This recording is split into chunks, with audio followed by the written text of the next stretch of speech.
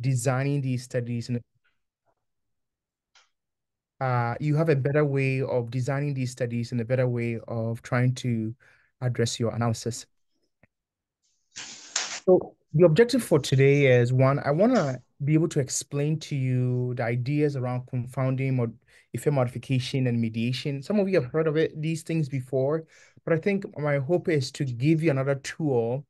There is a technique called directed acyclic graph that I want to use it as a way of helping you identify these things as you work in your own research. First, let me show you an example of this little guy that I found. He is so interesting. And I want to use learning as as a way of helping you understand these things. Okay. He's 2 years old. 75 into 256 divided by 60 is 60. Therefore, type 5 is 5. What makes you say that 12? Yes. 7, 3, 12. 12 minus 83. Well, 40 times 81 for 4. What doesn't the is 25 times 50 is 50. 1 and 1 times 1 so the time 1.9 is 0. Good job! Yay! Found one and I was so impressed by like what he's able to do. I feel like it would take me like quite a bit of time to kind of figure this out. So today I want to use like children's learning as an example for this part of this. So assuming there are two kids, okay? One of them is called Fatima, and then the other one is called Aisha. And a teacher gives them an assignment. And in the assignment, when Fatima goes home, the dad helps her with the assignment. So what a dad does is that he will explain it to her. Sometimes we'll tell the answer, but we'll work with the child and then get the answer. Aisha, on the other hand, um, doesn't have anyone to work with. So Aisha comes to school, her assignment is partially completed, and the answers are quite of them are a bit wrong. If I were to ask you, who is smarter, judging it by the assignment, the scores that you're getting on the assignment, I think if you just look at the assignment, you will say that definitely Fatima is a better student than Aisha. But because you and I know that Fatima's father is helping her, it seems a little bit unfair to say that Fatima is really smarter than Aisha. So one of the challenges you need to figure out is that how then do you create an assessment or a condition in such a way that you'll be able to differentiate Fatima's level of smartness from Aisha's level of smartness? How do you address that? There are a few things that you will notice. The first is that you see Fatima's father here, he can't necessarily help her unless, as a father, he knows the answers to the questions. Like, if he doesn't know the answers to the question, like, he's useless. But he's able to help Fatima because he knows the answers to the question. So that's a condition that needs to be met. The other one is that the father is in some way related to Fatima. You know, they are close proximity. It's also his daughter. It could be anyone else, but for anybody to really help Fatima on the assignment, they need to be related to Fatima in one way or the other. Okay, so those are two conditions. One is that it needs to be related to the outcome, and it needs to be related to the independent variable of interest. So, so technically, when we want to kind of do an analysis or design a survey and looking at the questions that of interest, And we are thinking of what is a confounder. So here, the confounder is a variable that is known to cause or is strongly associated or is a risk factor for the outcome of interest. So the dependent variable of interest. And it is also associated with the independent variable. So it doesn't necessarily have to be as strongly correlated or a cause of it or a risk, but it has to be some way related to the independent variable of interest. So confounders work in a way like Fatima's father does in this example. You can't necessarily look at a true relationship between those two variables when that confounder is there. If you don't take it into an account, then you're going to obscure the relationship that you have between the independent and the independent variable. The funny thing about a confounder is that they can either make the relationship appear stronger than it is, like in the case of Fatima, where the father is helping her. The relationship can be very, very strong. When I say relationship here, I mean like prevalence, odds ratio, relative risk, hazard ratios, like beta coefficients. Those effect sizes that we are interested in, they can appear stronger than they naturally are, or sometimes the confounder can work as an antagonist and make the relationship a little bit weaker. So here is a pictorial view of that you're looking at the independent variable of interest, and then you're looking at the dependent variable, and the confounder has to satisfy these with relationship that it is a risk factor, but it's also known to be associated with the independent variable of interest. One of the studies I'm going to use an example for you today is a study that we did among women in Bangladesh from the ages of 15 to 45. And we were looking at infant death, early fetal and neonatal death. So stillbirths, early neonatal deaths, and then postnatal. So deaths in the first 1 month. Now, I'll give you examples when it comes out. But we're trying to see, does the timing of when the baby dies, does that have an effect on the postpartum depression? So if the baby dies right when the mother gives birth versus the baby dies 2 months later, is the effect on depression going to be the same? Which one is going to be worse? That was a question that we're interested in trying to understand.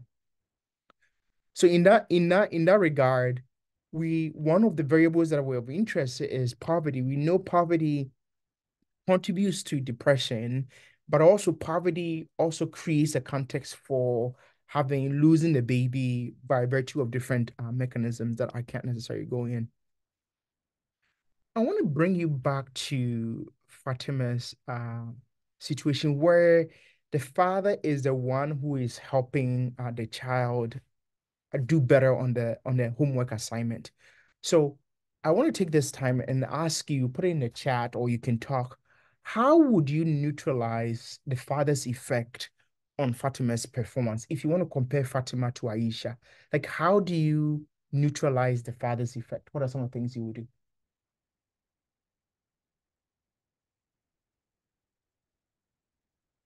So put it in the chat, or if you want to talk, you can talk. How do you neutralize the father's impact on Fatima's assessment? I'm gonna go on a limp here Mhm. and say that maybe we could look at the father's educational level, with Okay. the assumption being that if he has a higher level of education, let's say, I don't know, master's, PhD level, Mhm. versus him being maybe illiterate or not, or having a lower educational level, then that would be a confounder in how well she does in her homework.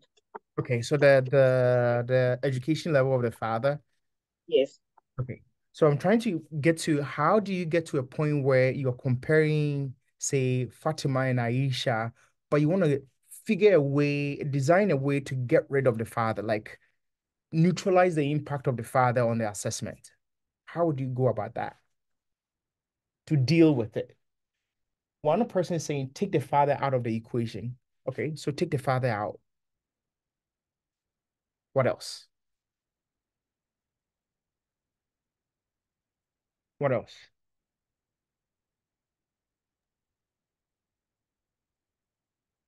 Introduce Aisha's father. Yes, why don't you introduce Aisha's father?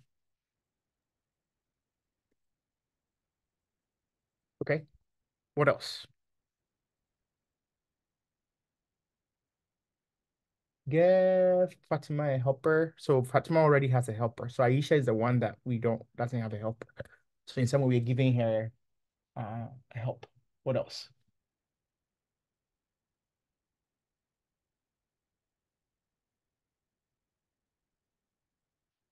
What else?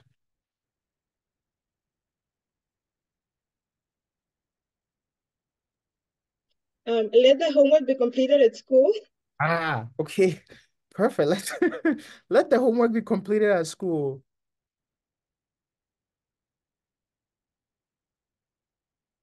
So I wanna walk you through a few things. Introduce another relative who is very knowledgeable, who can equally influence Fatima. Yes, Kojo, I completely agree with you. So we are all saying the same thing one or the other. So the first one is that you're going to take the father out in some way. What you're doing is that you're isolating or you are kind of restricting the father from helping.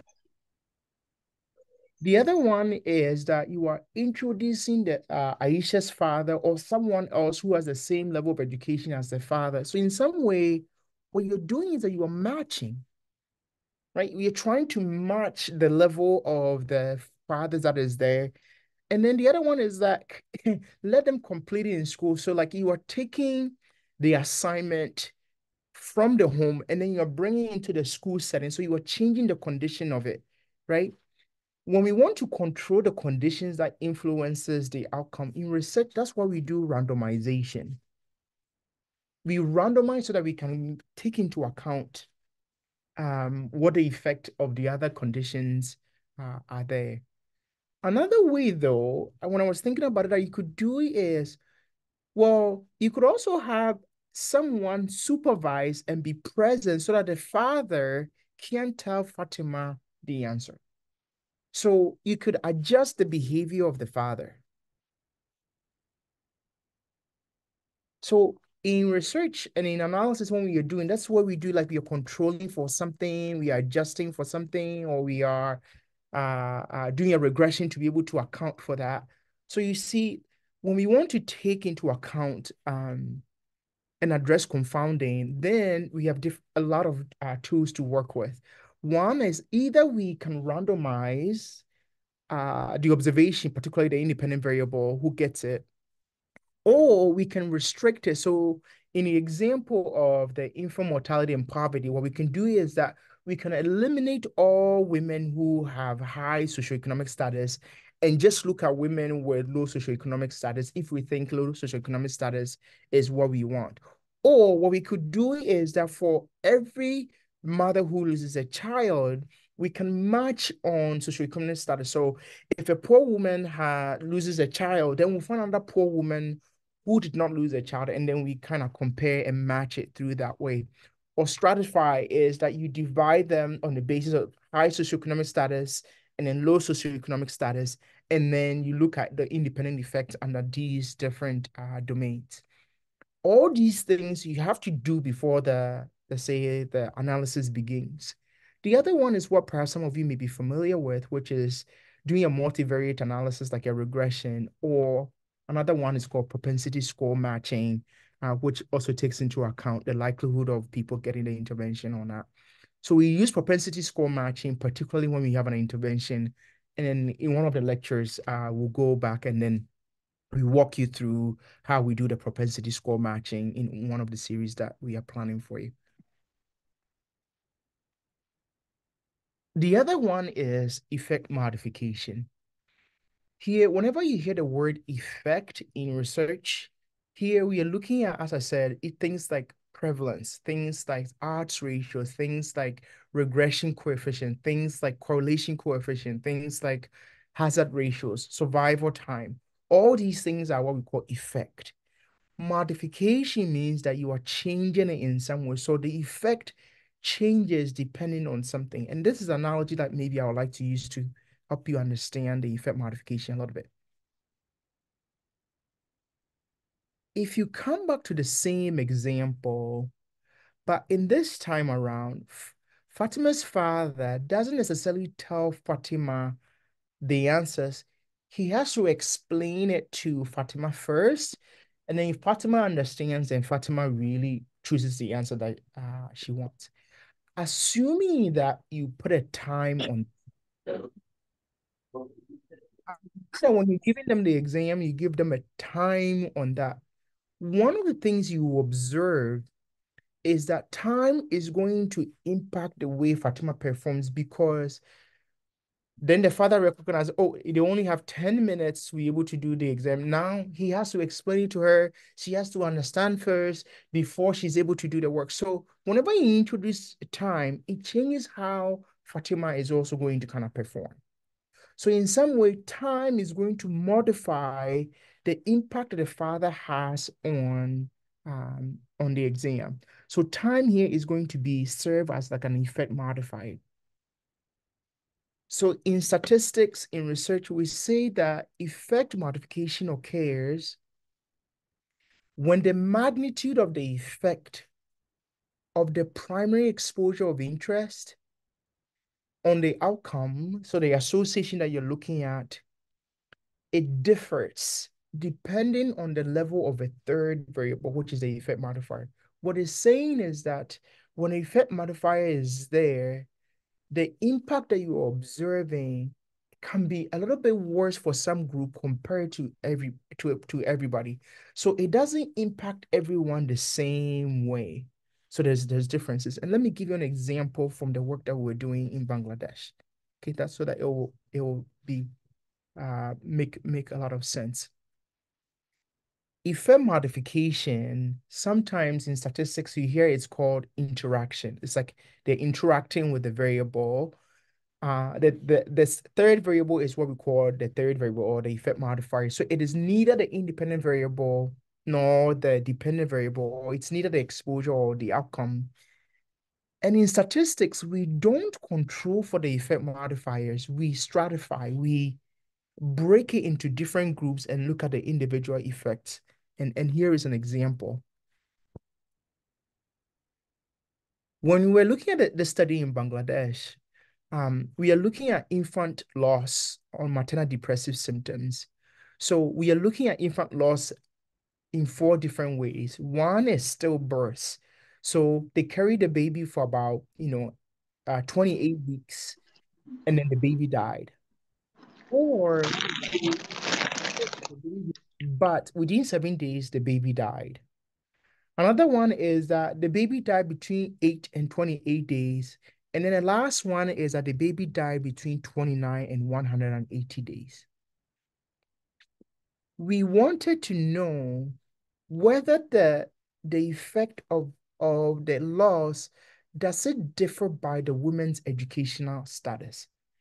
In other words, do women who have higher level of education when they lose a child, when they lose an infant, do they experience worse depression than women with low socioeconomic, low education status if they lose a child? And here is what we find. If you ignore education as an effect modifier, look at the results we have. So this is the crude relative risk comparing when the child dies relative to women who didn't have a child die. So the baby survived. That's called live birth. I want you to pay attention to the adjusted relative risk ratios. Okay. If it's greater than one, we know that the likelihood of experiencing depression is much higher than if it is one or less. So if you look at early postnatal death, dying almost about a month to 180 days, you see that um, the relative risk ratio for depression, for the highest level of depression, is about 3.33. You see it? So in some way, what we are saying is that If the baby dies within that days, the risk is higher versus like if they died during the stillbirth. So while they were still carrying the baby, if they died, it's about 1.88. So we're seeing that the more late the death is, the higher the risk of depression. But you watch this one. See when we test for effect modification and then we adjust it, we stratify it by education. So this is 0 years of education. This is 1 to 9 years of education. And this is 10 years of education. And now look at the very low numbers. If they had 0 years of education, the risk of depression was about 1.98. If they have 1 to 9 years of education, the risk of depression is at only 2.20. So it's almost close to the same. However, if they have 10 years of education, you see that the risk of depression is about 10 times more.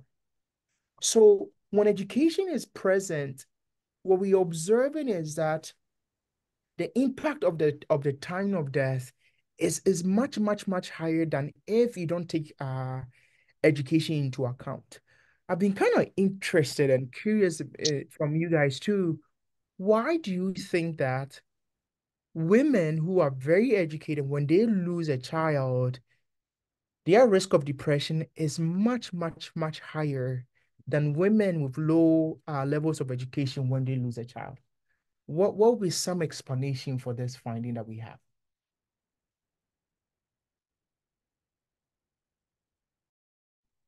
I think one explanation could be that for, for women with higher education, so let's say somebody at a PhD level, Mm-hmm. that's a lot of schooling and that's leads childbirth. Mm-hmm. So the risk of having another child might be less as compared to someone who has low education. My assumption being that low education is a younger woman. Mm-hmm. Mm-hmm. Yes. So the more educated women are delaying childbirth and they are having fewer children. And as a result of that, if they lose their child, that's a problem. What else? I also found this really interesting, but I'm thinking that for people with higher education, like say PhD, they Mm-hmm. already have like a lot of stresses. Mm, And so when you add losing a child to it, I think it exacerbates their stress. So that could be a factor. mm. So maybe their work is more stressful. So when they look at a child, the stress is getting a bit more. What else? One more. Hello. Hi, Martin. Yeah. So I also think that the higher the person goes up in education, you have a bigger expectation for your child, unborn child. So Mm. your expectation is much higher. So Wow. when you lose a child, you feel it, the impact will be more because Mm-hmm. the bonding with the child, I'll be having a child, you have a higher expectation. Expectation is also really, really high. Amelia. Thank you very much for the opportunity. Mm-hmm. Loretta in the chat box actually captured my ideas that women with a higher level of education probably have learned a lot more about what the possible causes are. And Mm, so a lot of things go through your mind and begin to depress you and frighten you, which the less well-educated women are protected against. uh, This, yes, this is my mm, thinking because, for instance, I look at a woman who probably is like someone in the secondary school or medical school, and mhm, you've lost this baby, and your mind is going through chromosomal abnormalities and this and that and that. Whereas the woman with less education, who is not exposed to all of that, just knows that okay, this is one death. God gives, God takes away, and moves on with her life mm, and, attempts another one. But the woman who is afraid of chromosomal anomalies will be thinking, if I get another one, how am I sure that this next one is not going to have the same problem. So Mm. that's what I Makes a lot of Yeah, sense. sorry to intercept, but I just found what Emilia said interesting. I was rather thinking that women with higher education will be well informed, and so they will know that Mhm. these are the symptoms of depression and this is how I should go about it. So I rather find this really, really interesting. Exactly. It's rather like them who are rather suffering. Mm. when you work in the hospital like I do, you will find that it is the more educated ones that have a lot more problems. Yes. uh Hajara, the last one, and then I can move on to the next slide. Hello, everyone. I think mostly when people women are educated, like they are well informed, and then they plan ahead. So they plan their family, their career, their Mhm. kids. I think someone's okay, maybe the person has to be muted. So they plan their family around their career. So losing the child is like, okay, maybe I've planned to have, let's say, 2 kids or Mhm. maybe 3 or just a kid. So I've planned my life around my career. So I know that okay, this is what I'm doing next. This is what I'm doing next. So the child suddenly who is part of my life is no more. So it's Mm. like I'm going back to square one. Mhm. I'm starting all over again, and there's so much to achieve, or there's so much that I've sacrificed for this child. Right. So Okay. it will affect them more. That Mhm. is what I think. Yeah. So in anthropology, there is an idea of quantity and quality of relationship. The idea is, and this, I think you guys are hammering around is that when you're more educated and you have either you have fewer kids or a high expectation, or you're investing more into the child, so you're investing in quality, you don't have a lot to lose. But those who have lower level of education, sometimes they also tend to have more children. And as a result of that, like the investment in each of the child is much, much harder, they say. And as a result, when you lose it from an economic standpoint, it is not as impactful because you have more already. So if you lose one, you still have three more versus the person who has only one. If they lose one, it's just like uh um the world is turning upside down for them. So anyway, that was what we were finding. But the point I want to make here is, you see, it's really interesting when you look at the effect modifications and begin to kind of understand the data a little bit better. Another thing that we looked at is, but I don't think we found it was important, is in a lot of Asian countries like Bangladesh, they also prefer the male born than the female born. And so we were also interested to see if even this effect modification, if it also even differs whether the baby is a boy versus a girl, what the impact of the depression. It was kind of interesting. All right. The last one is mediation. It's just like, mediation is a word that we are a lot of us are very familiar with. So, people are fighting, you come in between, you resolve it, you mediate. So mediation in some way, it's a mechanism or a pathway trying to understand how something works. And so in mediation, I want you to think about, you are in a class and then they time you guys to take the exam that you have. Some people are going to be super stressed. I mean, I teach statistics, so whenever you time students, it's just like there's some of them they just collapse. Like whatever they know, it just doesn't work for them. Some of them they don't collapse. They will do their work, but they will cheat. They will start looking around and seeing the answer and multiple choice. Some people they just come and they just do whatever. Time has a way of influencing people. So how does that work? So you see that when I teach stats, you see that when you time the exam, they get really stressed out and they panic. And once they panic, for some reason their mind doesn't work. And all of a sudden their performance begin to go down. So here, stress and panic becomes a mediator. Sometimes a full mediation, and sometimes it is a partial level mediation. So here is how mediation works. The idea is that X is your independent variable, Y is your outcome variable. So infant loss, for example, and then Y is the depression that we are seeing. So that it is in the causal pathway. In essence, if you change X, M is also going to change. And when M changes, Y is going to change. If you change X and M doesn't change, then it's not a mediator. Here is another example.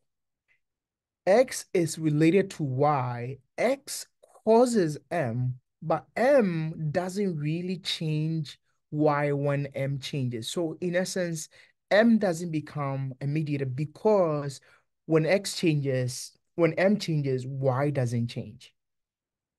Another way to look at it is that X has a relationship with Y. Infant loss is related to the Y outcome depression variable of interest. But when X changes, M doesn't change. And then it's only when M changes that Y also changes. So here, M is still not a mediator. So it has to be on the causal pathway of the relationship between X and then Y. Here is one example.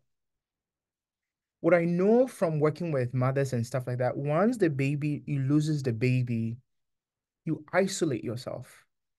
You begin to grieve, you begin to get so sad. And then the isolation also takes you away from people.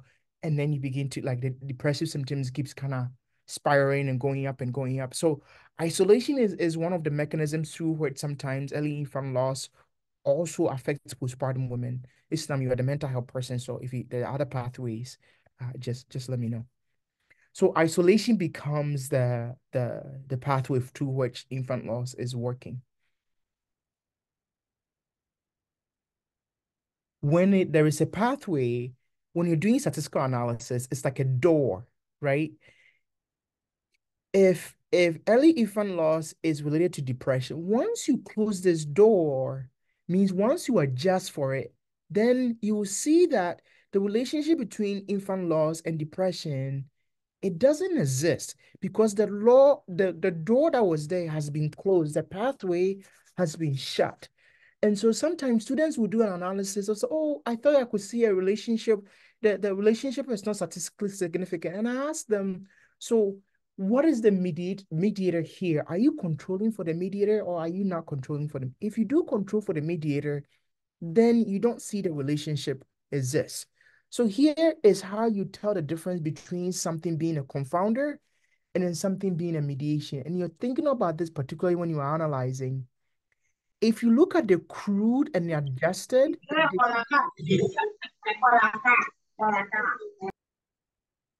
if you look at the crude results and the adjusted results, and there's a difference, they say sometimes 15% difference, then confounding is present. So they differ, the crude and adjusted differ.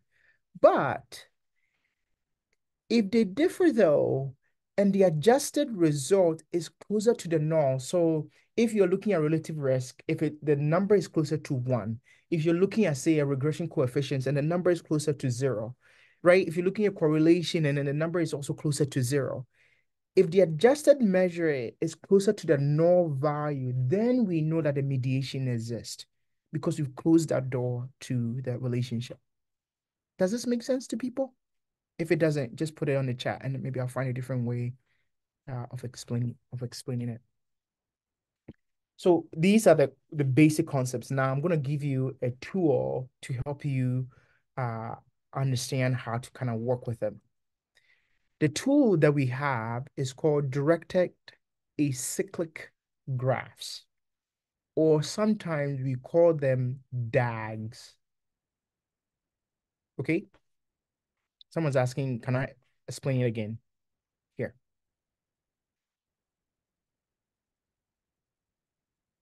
The mediation pieces. This is what we call crude, and this is what we call adjusted. You see? So you see the crude is 1.19, and then the adjusted is 1.22. Here we see the crude is 1.86, and then the adjusted is 1.88. So assuming that in this example, I was adjusting for age as the confounding variable. You see that 1.86 and 1.88, the difference is not much. So it didn't change much. So age here is not a strong confounded variable here, if age was what I was adjusting for. However, if you look here, 1.66 and 1.73, you see that there's a difference in the estimate. So if I adjusted for age and I saw my estimate change from 1.66 to 1.73, it means that age is a confounder here, because the confounder can make the variable, the estimate, stronger, or it can make it weaker. If I was dealing with a mediation analysis, what you would have seen is that the number is going to change from 1.66 to 1.0, or closer to 1. So if the adjusted is closer to 1, then it becomes a mediation. Age becomes a mediator instead of a confounder. That's what I mean by that.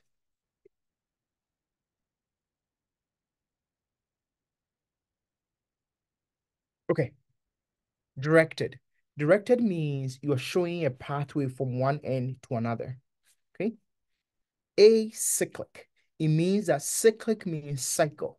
It's a circle. So A means not a circle. So it can't be a circle. Graph is a way of depicting something. So for example, this is a graph, it's an illustration of something. So here, X goes to Y. Directed means that I'm drawing an arrow from X to Y. You see it?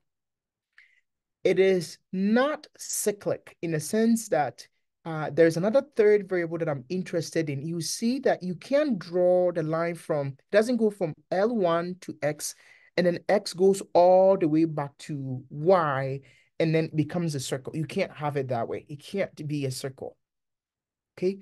So we are going to use these rules to help you look at that, identify the confounders and the mediators.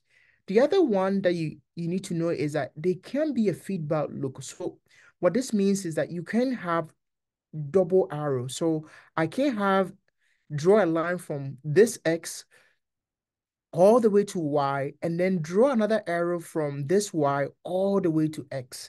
You can't have it like that. An example is this one. You see how we have two arrows? Like one goes here and then it comes back here at the same time, like that. When we are drawing a DAG, you can't have two arrows because then it creates a loop.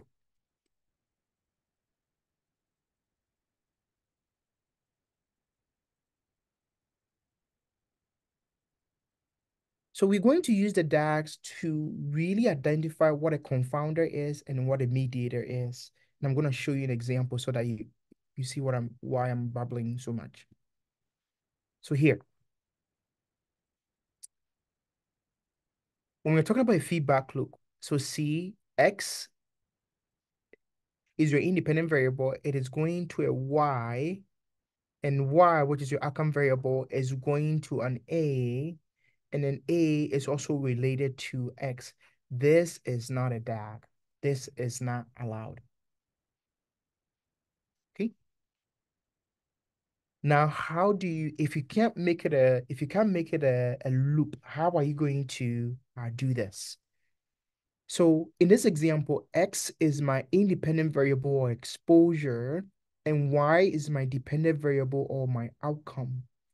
We draw an arrow if there's a direct relationship from X to Y. We draw the arrow. The confounders, so see how the confounder is drawn. There is a line that goes from the confounder back to the Y outcome, and then there's an arrow that goes from the confounder back to the X variable. Okay, so it goes like this.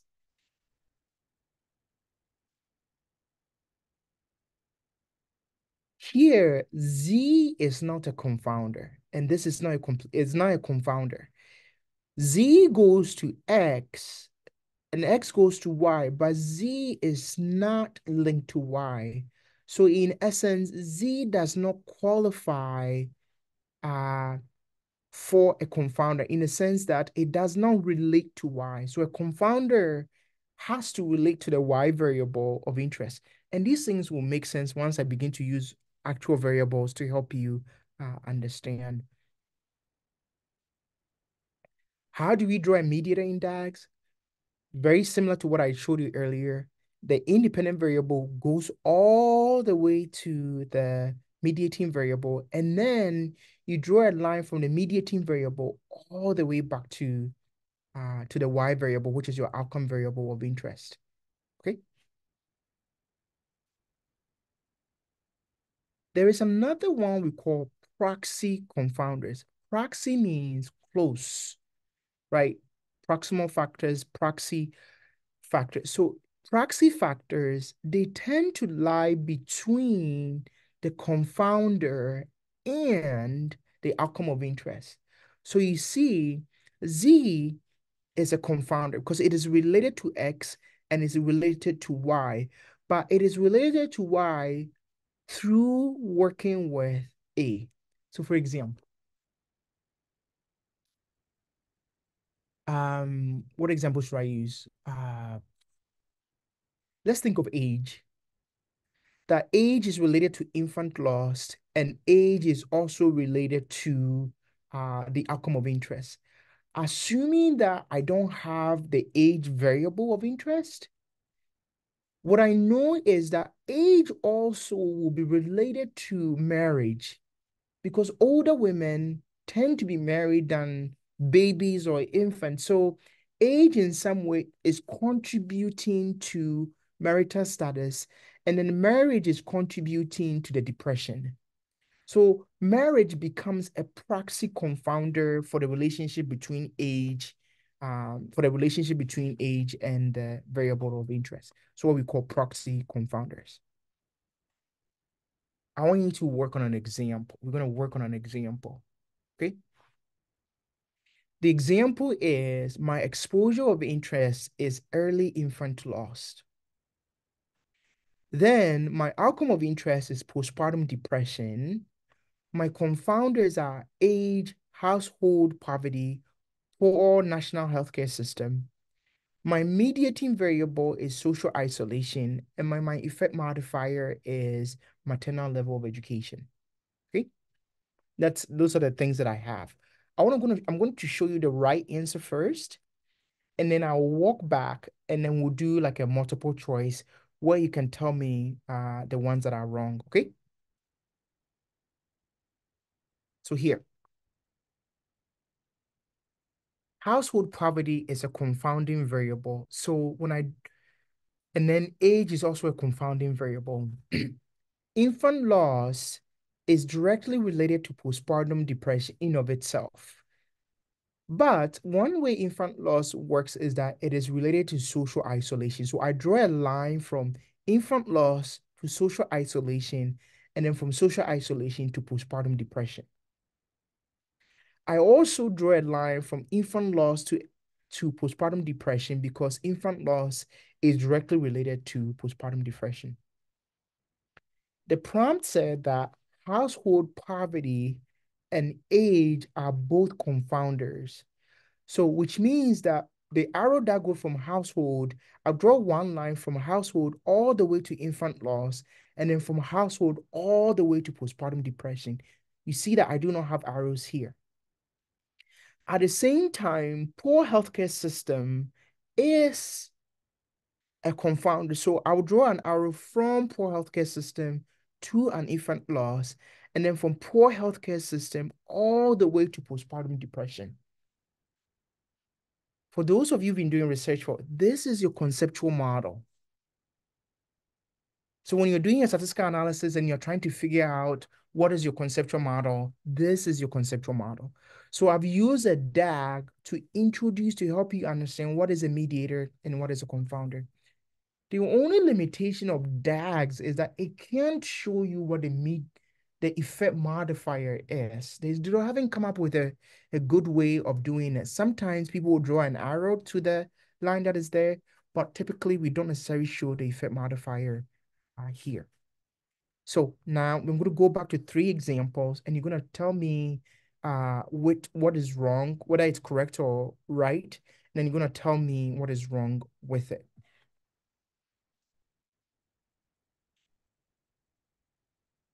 So here is the first example. Is this correct? Yes or no? A is yes, B is no.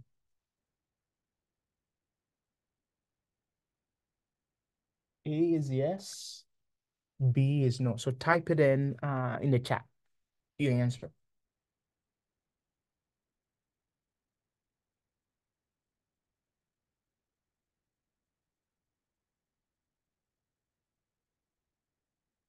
B is A is yes, and B is no. Okay.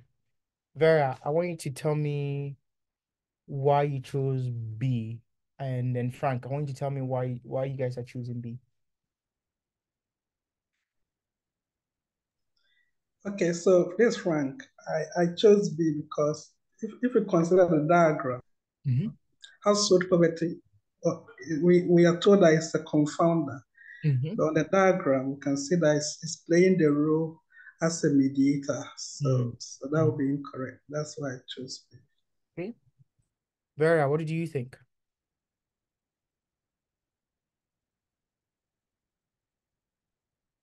If Vera is not around, Kojo Peterson, you chose A. Why did you choose A? Vera says the arrow from household should be pointing to the early infant loss. Yes, so I agree with Kojo. We may have to take a look at it again. I agree with that because household poverty is playing the role of a mediator, so it needs to have been the other way around. Okay. Is this correct? Yes or no?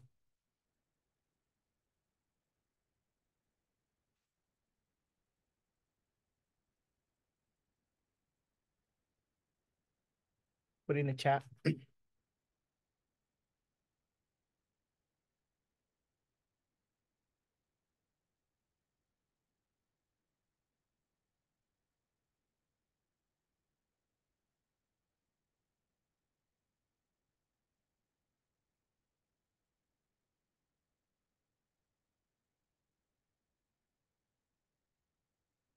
Yeah, yeah. What do we have?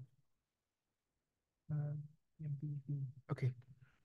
Let me see Frank's answer. What are the others thinking? Delilah, Francis, Jane. What do you think? Martin, Marilyn. What are your answers?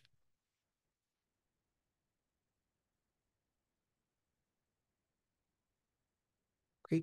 So for this one, we see that it's so no because the relationship is still the same. You see from infant loss all the way to household poverty, to depression. We also see another error here is that we don't see a relationship from infant loss to social isolation. And as a result of that, this one is also incorrect. What about this one?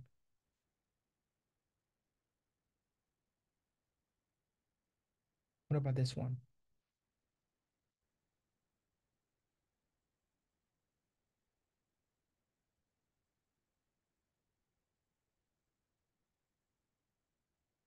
This one. Tell me what is wrong. Anybody? Tell me what is wrong.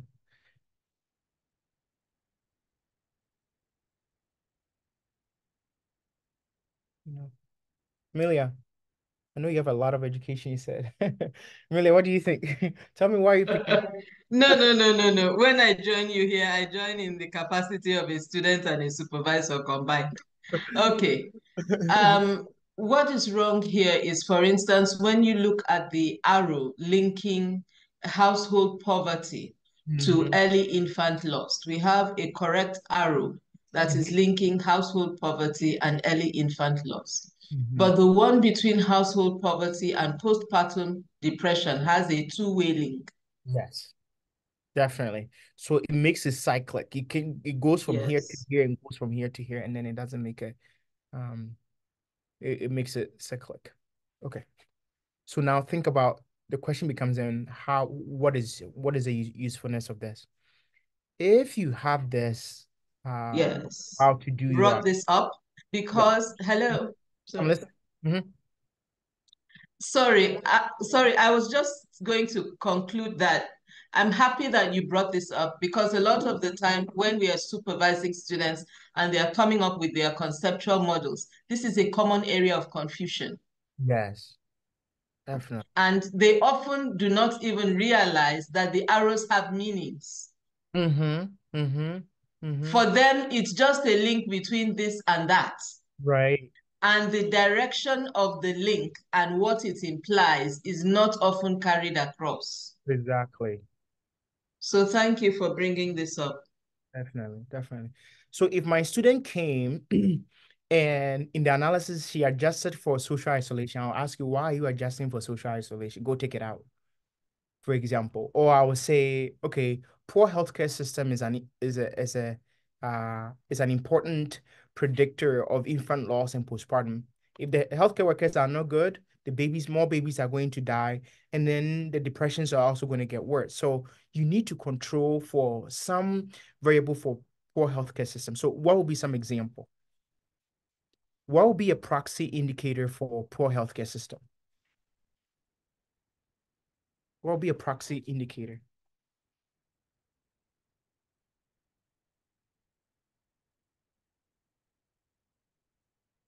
What will be a proxy indicator for poor healthcare system?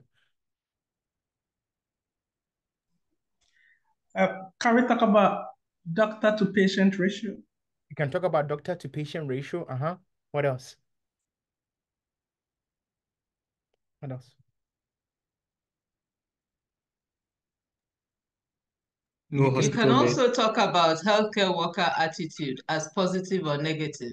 Yes, the attitude of health workers. What else? Lack of infrastructure. Abigail, you got to measure it. So lack of infrastructure will be tough. In a setting, rural or urban, which one has good health care system? I think it will be urban, right? Urban. So if I don't even have healthcare system, I can even decide and know, are they living in an urban area or are they living in a rural area? So it becomes a proxy for healthcare. Does that make sense?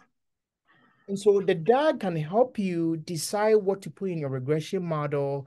And your advisor comes and say, go and look for this. You can come back and say, okay, I understand we say I should look for this, but I don't have this, but I know a proxy indicator for this is this one. So I'm going to control for this one. Or I can't do it because I think it's a mediator, prof. It's a mediator. So if I control for the mediator, then I'll get myself into trouble. Okay. All right. We are going to send the the slides to you, and there is a link here. I want you to click on it, and it has a bunch of examples of different DAGs. It looks like this. I unfortunately have to run for another meeting, but here it does. It looks like this.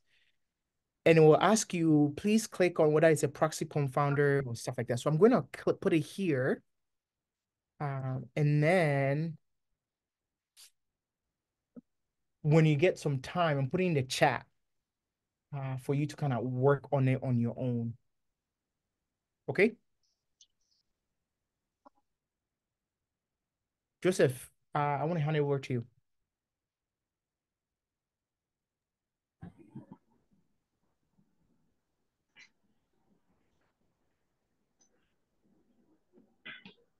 All right, Doc. Thank you very much for the presentation. Yes, and so Doc will not be available right now. So if you have any questions, you could send them to my email. I'm going to type my email in the chat box right now.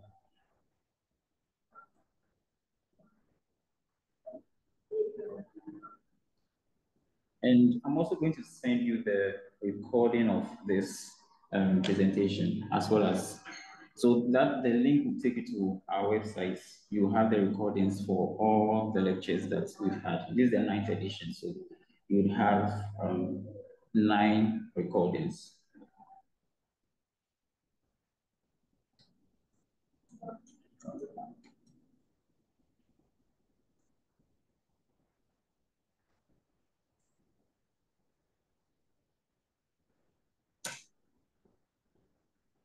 All right. All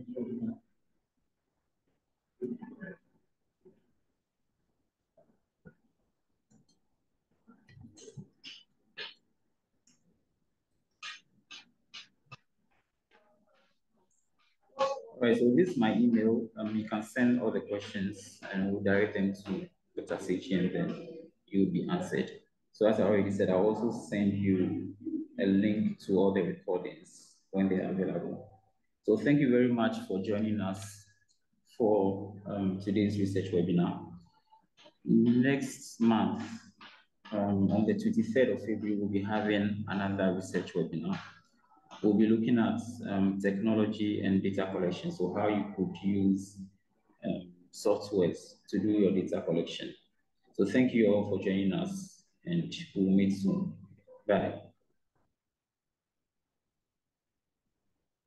Bye. Thank you, Joseph. Bye.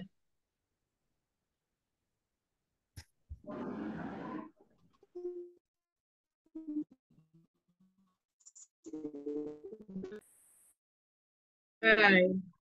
You enjoyed